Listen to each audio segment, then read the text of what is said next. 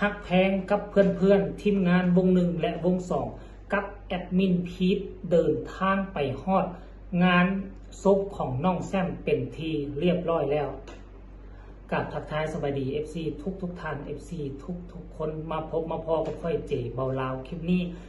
เป็นเรื่องราวข้อมูลข่าวสารที่พวกเขาได้มาจาก เพจส่วนตัวของน้องหักแพงวรัญญพรซึ่งเป็นศิลปินผู้หนึ่งที่มีคนเคารพนับถือและมีคนอยากเอาเป็นเยี่ยงอย่างเพราะว่าช่วงนี้น้องหักแพงเพิ่น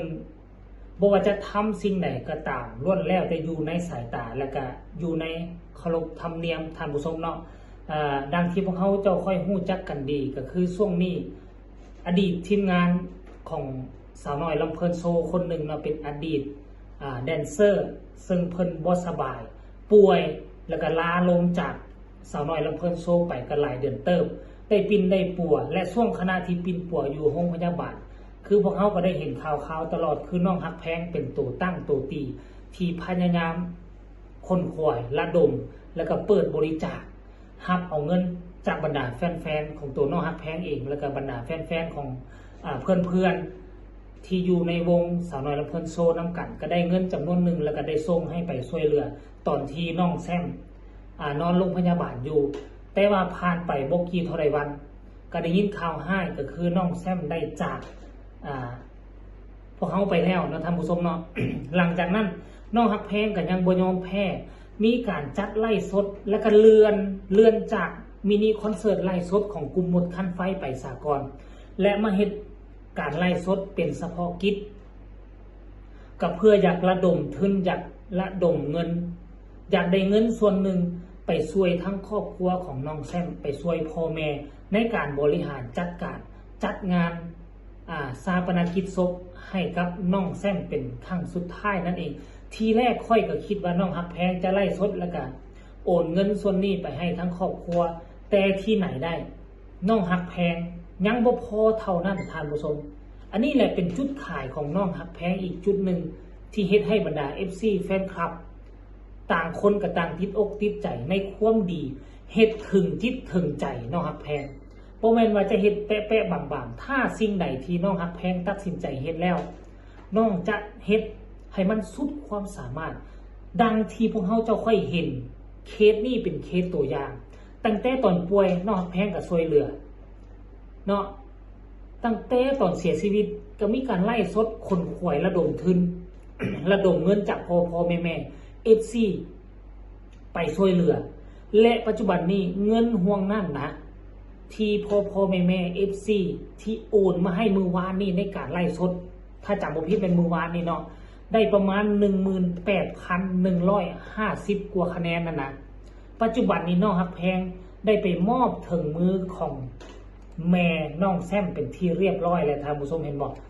อันนี้น่าจะเป็นแม่ของน้องแซมบอกเป็นผู้ฮับน้องฮักแพงเป็นผู้มอบเงินกระใสในซองตัวสีขาวแล้วเขียนหนังสือตัวน้อย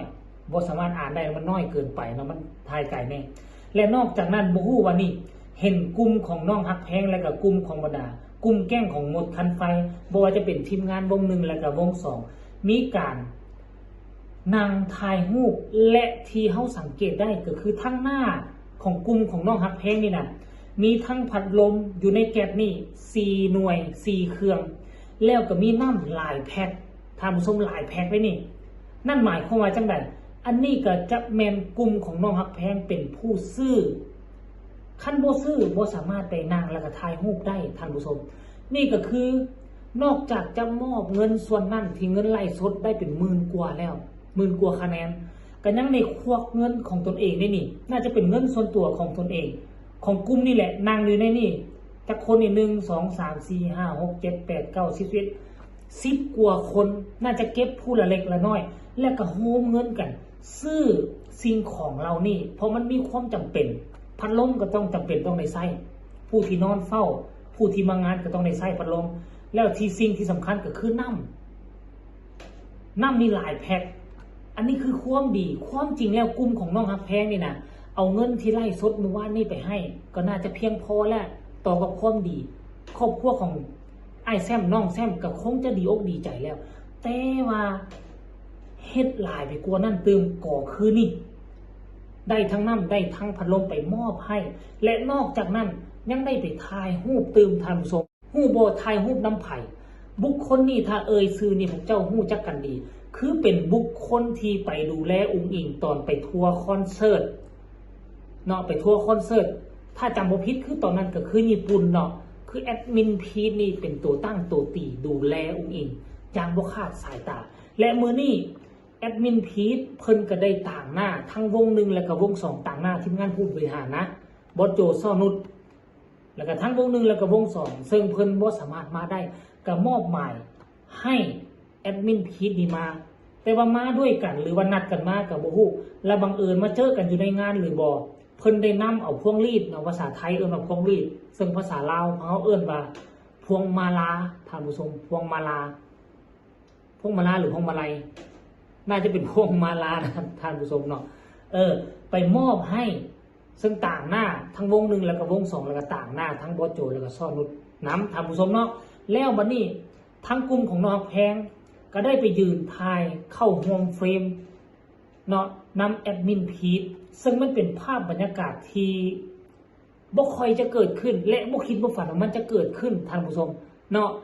เพิ่นต่างหน้ามาแล้วก็ทั้งกลุ่มแก๊งของน้องแพงก็ได้ไปถ่ายรูปได้ทั้งขึ้นได้ทั้งลองเพราะว่าคนเฮามันสร้างความดี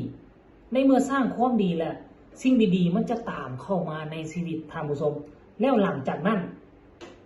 แก๊งกลุ่มของน้องฮักแพงที่ได้โพสต์แบบนี้ไปนะบรรดา FC แฟนคลับก็ต่างให้ความสนใจและก็เข้าไปคอมเมนต์ต่างๆนานาเดี๋ยวค่อยจะพาทุกคนไปอ่านคอมเมนต์ว่าบรรดา FC แฟนคลับของสาวน้อยลำเพิ่นโชว์และก็น้องฮักแพง FC แฟนคลับของเจบอลทั้ง2ฝั่งโขงก็เจ้ามีคำคิดคำเห็นเท่าไหร่เดี๋ยวจะพาทุกคนไปอ่านจาก 2-3 คอมเมนต์เนาะท่านผู้ชมเนาะคอมเมนต์แรกเพิ่นก็ออกมาแสดงคำคิดคำเห็นแบบนี้ท่านผู้ชมขอแสดงความเสียใจกับครอบครัวน้องแซมขอให้น้องไปสู่ภพภูมิที่ดีคอมเมนต์ต่อมาขอแสดงความเสียใจกับครอบครัวน้องแซมคือการท่านผู้ชมเนาะขอแสดงความเสียใจส่วนใหญ่จะเป็นการขอแสดงความเสียใจขอแสดงความเสียใจกับครอบครัวน้องแซมด้วยนะครับวสันเดย์ขอแสดงความเสียใจสู่ภพภูมิที่ดีว่าสั้นคอมเมนต์ต่อมาเดี๋ยวจะเลือกเอาตัวหนึ่งเนาะเลือกเอาตัวที่มันแตกต่างกันท่านผู้ชมส่วนใหญ่ก็เป็นคอมเมนต์แบบเดียวกันเลยมีเกือบ200กว่าคอมเมนต์ส่วนใหญ่แรกก็แสดงความเสียใจทั้งครอบครัวของน้องแซมนะท่านผู้ชมเนาะก็น่าจะเอาไว้สำนี้แหละถ้าว่ามันมีตัวแตกต่างก็น่าจะอ่านแต่ส่วนใหญ่มันเป็นแบบเดียวกันเมื่อเนาะก็ขอกล่าวลงท้ายอีกครั้งหนึ่งเราผู้ที่จากไปก็จากไปแล้วและสำหรับผู้ที่อยู่คือแก๊งกลุ่มของน้องฮักแพงเขาก็เฮ็ดสุดความสามารถแล้วก็เป็นแบบอย่างที่ดีของสังคมเด็กน้อยอายุเพียงแต่17-18 ปีสามารถสร้างสิ่งแบบนี้ได้สามารถคนขวยไล่สดเอาเงินเอามาไล่เอาเงินส่วนนี้มาจุนเจือมาช่วยเหลืองานศพของเพื่อนร่วมงานทั้งที่เป็นอดีตเพื่อนร่วมงานเนาะทั้งที่บ่เป็นภาระหน้าที่ของเขาแต่เขาเฮ็ดด้วยความหักความแพงด้วยความคิดว่าครั้งหนึ่งเขาเคยใช้ชีวิตอยู่ในวงการหมอลำนำกันเคยทุกข์เคยยากเคยอดเคยทนนำกันก็เลยว่าตัดสินใจน่าจะคุยกับพรรคพวกของเขาแล้วก็ตัดสินใจเฮ็ดซึ่งมันเป็นสิ่งหนึ่งที่ผู้ใหญ่บางคนก็ยังคิดบ่พอก็ยังเฮ็ดบ่ได้แต่ว่ากลุ่มแก๊งของน้องฮักแพงเฮ็ดได้เนาะคลิปนี้ขอฝากฝังไว้ตรงนี้ฝากทุกคนกดไลค์กดแชร์กดติดตามเพื่อจะไม่พลาดในคลิปต่อไปที่สำคัญจะกดข้ามโฆษณาพบกันใหม่ในคลิปหน้าสำหรับคลิปนี้สบายดี